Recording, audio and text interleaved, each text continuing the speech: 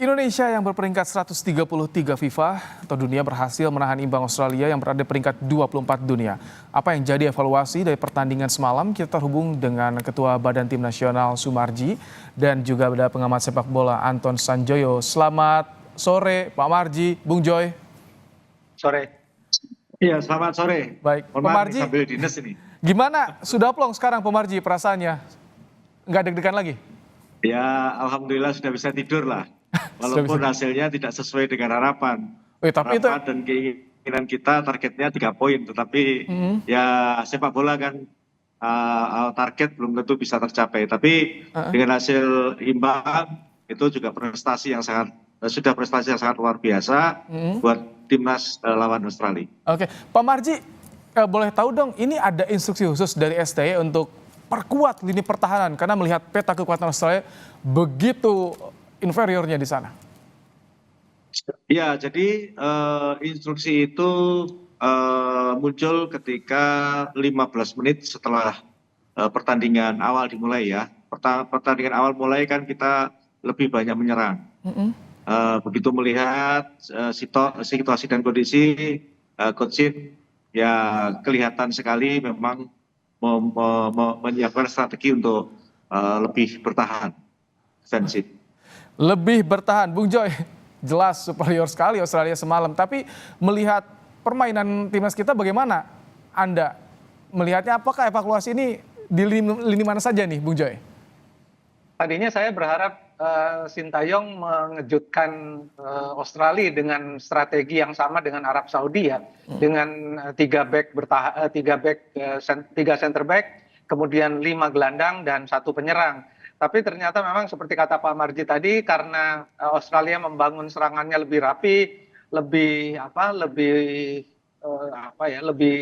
kuat gitu. Mereka membangun dari bawah, umpan-umpan pendek, kemudian mereka lebih sabar juga. Memang akhirnya Indonesia tertekan. Jadi saya yakin apa yang dikatakan Pak Marji itu benar, karena kemudian 2 pemain sayap Indonesia itu betul-betul berada di perimeter pertahanan. Dan ini yang membuat Indonesia kemudian juga menjadi sulit. Tapi memang tidak ada pilihan untuk melawan tim yang dominasi bolanya begitu kuat.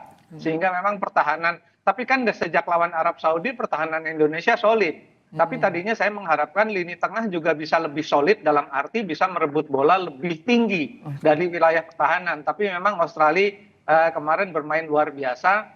Ya hanya bisa saya katakan bahwa Indonesia beruntung nggak kebobolan lebih dari 2 gol ya. Tapi memang kiper Martin Paes bermain sangat luar biasa, meskipun 5 dari 6 tembakan pemain-pemain Australia itu mengarah langsung ke dia. Gitu loh. Jadi Martin Paes belum mendapatkan ujian yang sebenarnya ya. Jadi mudah-mudahan dengan pengalaman yang ini melawan tim nanti yang mungkin siapapun yang bisa mencetak banyak tembakan, Martin Paes sudah siap. Tapi saya yakin dia punya ketenangan untuk itu gitu. Jadi memang Indonesia sangat beruntung karena ada 1 tembakan kan kena tiang, lalu kena kaki belakang dia, untungnya nggak masuk tuh. Bung Joy, kalau dilihat semalam, kalau dari pandangan saya agak minim kesalahan dari pemain timnas, betul tidak? Tidak banyak salah passing, memang banyak tekanan di situ ya? Iya, tapi juga untuk masuk ke wilayah pertahanan lawan agak keteteran, terutama ketika Rafael Struijk harus berjuang sendirian di depan ya, karena Oratmangun dan Hübner sibuk bertahan. Sementara juga Ilfar sesekali naik, tapi memang di wilayah pertahanan lawan tidak banyak umpan yang bisa menerobos pertahanan dari Australia. Dan itu yang menurut saya akan jadi evaluasi, karena menurut saya pertahanan sudah bagus. Kalau pertahanan bagus, harusnya punya strategi untuk menyerang balik. Tapi memang itu membutuhkan kondisi fisik yang betul-betul prima. Dan ini pasti akan diperbaiki karena masih ada 1 bulan ke depan untuk pertandingan melawan Bahrain di kandang Bahrain. Pak Marji, Martin Paes banyak banjir apresiasi bahkan dari pelatih Australia, Pak Marji. Ini kemarin termasuk juga soal skema bagaimana antisipasi tendangan sepak pojok. Ini juga jadi instruksi khusus dari STY. Ya Mas. Jadi begini, memang kalau kita melihat memang kemarin itu yang jadi pahlawan itu memang Paes ya. Karena kita tahu bahwa beberapa tendangan yang memang semestinya mungkin harapannya bisa tercipta gol, bisa dihalau semua, bisa digagalkan semua oleh Martin Paes. Jadi ini sesuatu yang memang betul-betul membanggakan buat kita, dan keberadaan Martin Paes memang jadi magnet betul. Dengan kondisi yang seperti itu, para pemain khususnya di lini belakang pun jadi tenang gitu ya, dengan kondisi Martin Paes yang dia begitu tenang, menghalau segala tendangan yang memang semestinya bisa tercipta gol, nggak jadi gol. Nah itulah yang betul-betul jadi apa namanya, magnet buat teman-teman di lini belakang dan khususnya para pemain semuanya. Oke. Benar-benar tenang gitu ya, tenang, apa namanya, tidak grogi dan lain sebagainya. Nah itu dia. Jadi itu yang jadi Oke. apa namanya, evaluasi dan yang menjadi catatan kami. Ini Martin Paes terus menyala dalam 2 pertandingan terakhir, Pak Marji. Ini jadi motivasi bagi 2 penjaga gawang lainnya kita, Nadio, Hernando juga.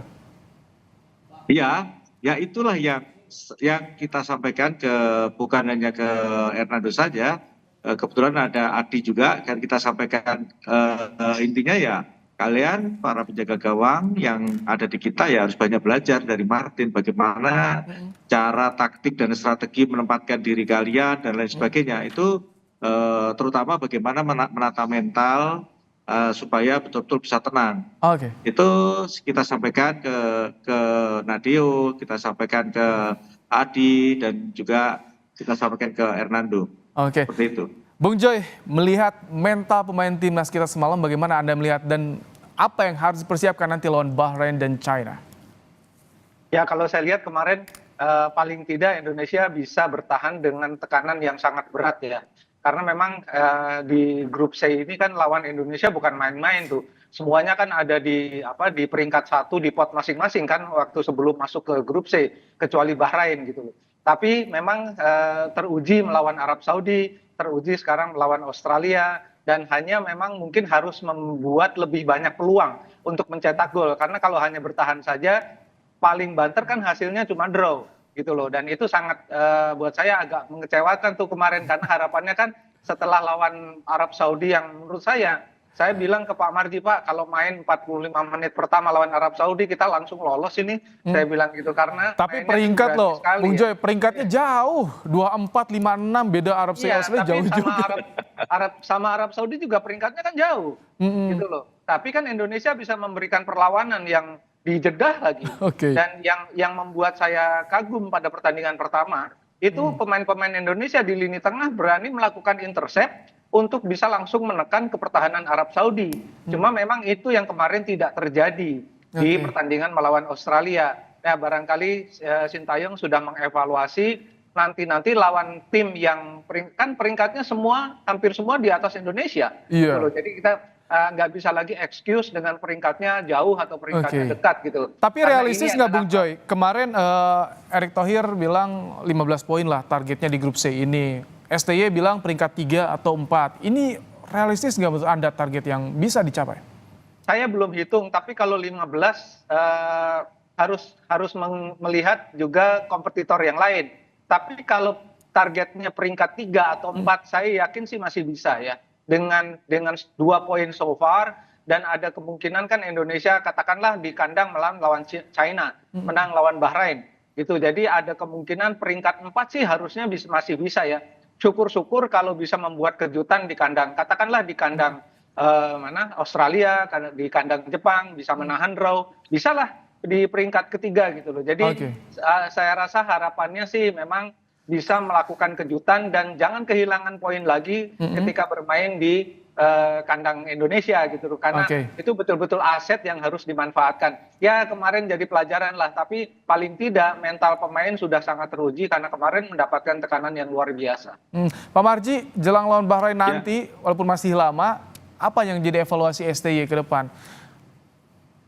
Iya, yang pasti kita melawan Bahrain kemarin juga sudah sempat sedikit kita diskusi kapan rencana itu akan kita kumpulkan anak-anak dan juga ke depan seperti apa. Jadi kan memang kita lihat kalau lawan Bahrain ya tentunya kita berharap ketika di sana kita dapatkan poin gitu. Jadi kalau bicara Bahrain berarti kan bicara evaluasi dua pertandingan yang sudah kita jalankan, baik lawan Saudi maupun kemarin kita lawan Australia.